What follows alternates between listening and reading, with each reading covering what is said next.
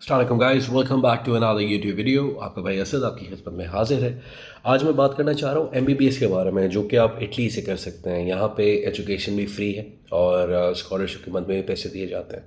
तो बेहतर ये है कि अगर आप प्रायोरिटी तो ये रखें कि पाकिस्तान से करें, लेकिन पाकिस्तान में जिस तरह मैट कैट वगैरह होता है, एमडी कैट वगैरह होता है एग्ज़ाम, तो उसकी वजह से कुछ बच्चे क्वालिफाई नहीं कर पाते इन गवर्नमेंट यूनिवर्सिटीज़, क्योंकि आपका जो रैंकिंग है वो बहुत ही स्ट्रिक्ट होती है, नंबर्स बहुत अच्छे होने चाहिए। तो उसके बाद आपको एक बहुत ही अच्छा ऑप्शन मैं आपको बताने लगा हूँ। तो इटली के अंदर एमबीबीएस है, एमडी कहा जाता है इसको।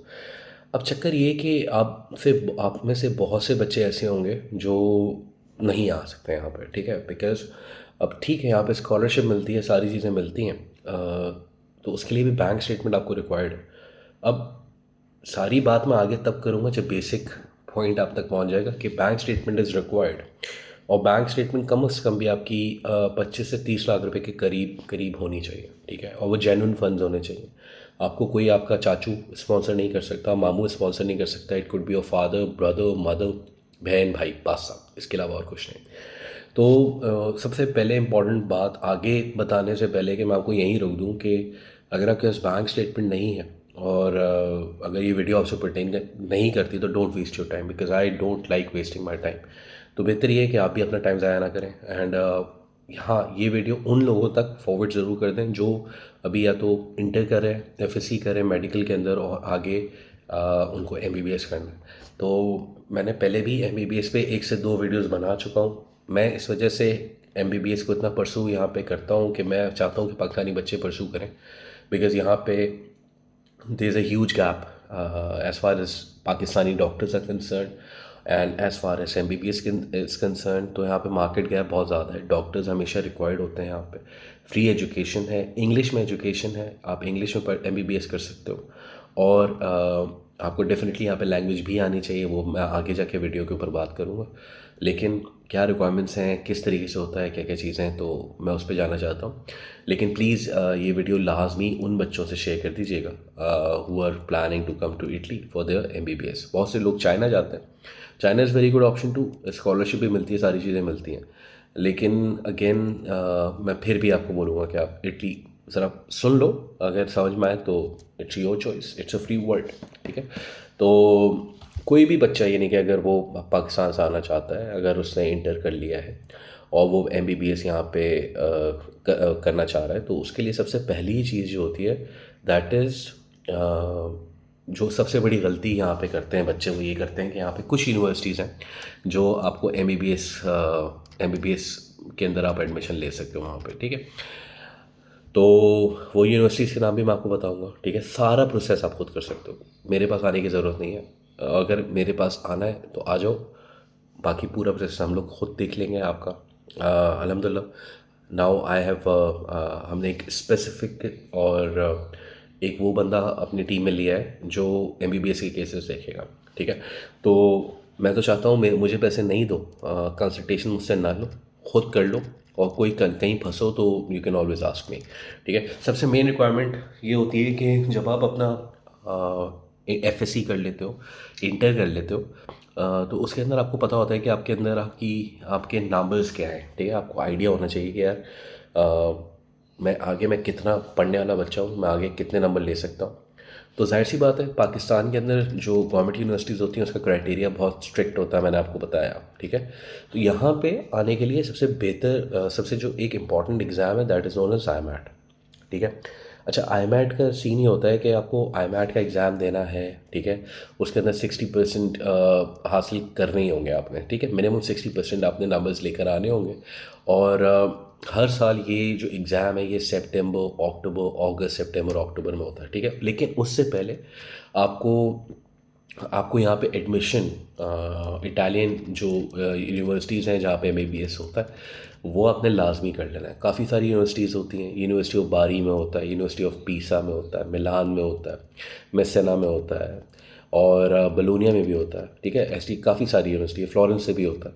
तो यहाँ पे आपने अपने पहले सबसे पहले एडमिशन सिक्योर करना ज़रूरी है। फिर होता क्या है कि जब आप यहाँ पे फंसते हैं, थोड़े से बच्चे फंसते, इसके अंदर थोड़ी सी ट्रिक है, वो आप जहन में रख लो प्लीज़।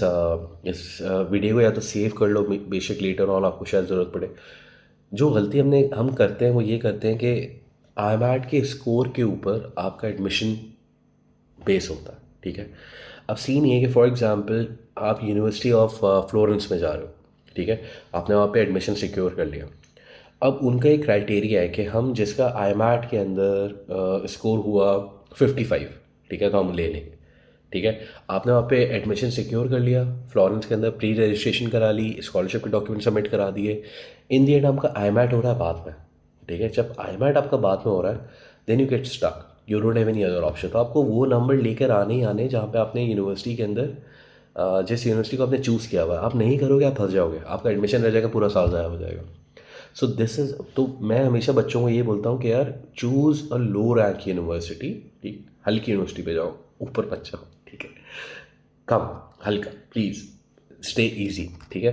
तो easy universities I don't know आपकी क्राइटेरिया पे कौन सी आती हैं, that you need to research. अगर हमारे लेवल पे आओगे, हमसे बात करोगे तो हम भी बता देंगे, वो प्रॉब्लम नहीं। लेकिन डोंट डू दिस मिस्टेक, क्योंकि इसी प्रॉब्लम के ऊपर आके, ठीक है, इसी प्रॉब्लम में आके आप फंस जाते हो एंड में, और आपका वो रह जाता है।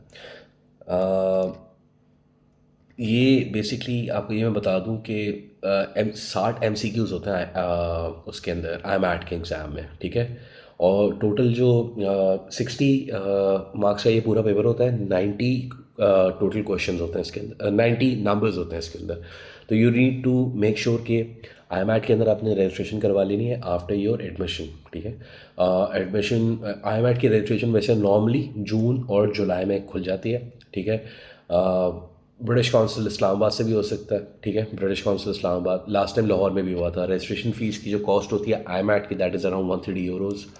100 मिनट का ये पेपर होता है, और इसके अंदर वो भी होता है, नेगेटिव मार्किंग भी होती है। तो 0.3 0.4 आपका नंबर कट भी रहे होते हैं। पासिंग मार्क्स इसके 50 होते हैं, ठीक है। एंड इसके बेसिकली चार सेक्शंस होते हैं इस पूरे पेपर के।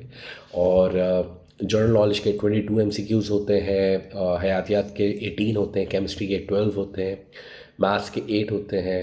तो ये बेसिकली IMAT का कुछ ओवरव्यू होता है। इंशाल्लाह मैं IMAT पे भी एक प्रॉपर वीडियो बना दूंगा, ताकि आपकी जो भी कन्फ्यूजन्स हैं वो भी आप क्लियर कर सकें। IMAT का स्कोर नॉर्मली कभी हफ्ता लगता है, कभी महीना लगता है, but they revert back to you. But ऐसा होता है कि लास्ट ईयर बच्चे IMAT देना चाह रहे थे, ठीक है। तो IMAT जो है आप यूनिवर्सिटी रजिस्ट्रेशन के बगैर दे नहीं सकते। तो you need to make sure, मतलब देयर इज अ स्टेप, आपने पहले यूनिवर्सिटी सेलेक्ट करनी है, ठीक है। सॉरी, आपने यूनिवर्सिटी सेलेक्ट करनी है, उसके बाद आपने नंबर सेलेक्ट करने हैं कि कितने नंबर्स आप ले सकते हो IMAT के अंदर। तो पास पेपर्स देख लो IMAT के, it's easily available on the internet, ठीक है। IMAT के अपने पिछले साल के पेपर्स देख लेना, पास पेपर से देख लोगे तो आपको आइडिया हो जाएगा कि यार, क्योंकि नॉर्मली जो बच्चे हैं वो MET-CAT दे रहे होते हैं, MCAT दे रहे होते हैं, तो इतनी ही उनकी हालत ख़राब नहीं होती, ठीक है। हमारा वाला पेपर थोड़ा सा कंपैरेटिवली ज़्यादा टफ होता है, that's what I have heard. और ये मैं आपको बता दूं कि वंस यू कम है, ठीक है, तो तकरीबन रीजन के ऊपर डिपेंड करता है, 5,500 से 7,500 तक की स्कॉलरशिप आप कर सकते हो, ठीक है। आप जब कर रहे होते हो तो यहाँ पे मैंने लैंग्वेज का आपसे वीडियो के शुरू में जिक्र किया था, that if you come here and you don't learn the Italian language, then you will be stuck, ठीक है। साल परेशान रहोगे, 2 साल 3 साल के बाद परेशान हो जाओगे, परेशान ज़रूर होगे, because you are becoming a doctor. और उसके बाद आपको नॉर्मल बच्चों के साथ इंटरेक्ट करना है, नॉर्मल लोगों के साथ इंटरेक्ट करना है जो कि इटालियंस हैं। यहाँ पे हर वो बंदा नहीं आता जो अंग्रेज़ी बोलता हो। यहाँ पे बहुत सी आवाम ऐसी है जिसको सिर्फ इटालियन आती है। यंगर जनरेशन के अंदर भी ऐसी आवाम है जिसको सिर्फ और सिर्फ इटालियन आती है, वो उनको इंग्लिश नहीं आती। तो make sure that you start working on the language once you come here. और आने से पहले भी अगर इटली को परस्यू करो, सिर्फ और सिर्फ इटली के अंदर जो ड्रॉबैक आप लोगों के लिए है वो लैंग्वेज का, ठीक है। लैंग्वेज करनी पड़ेगी, डॉक्टर बनना है इटली से, पर्क्स बहुत हैं, जॉब्स बहुत हैं, सारी चीज़ें बहुत हैं, लेकिन आपको लैंग्वेज करनी पड़ेगी अनफॉर्चुनेटली, ठीक है।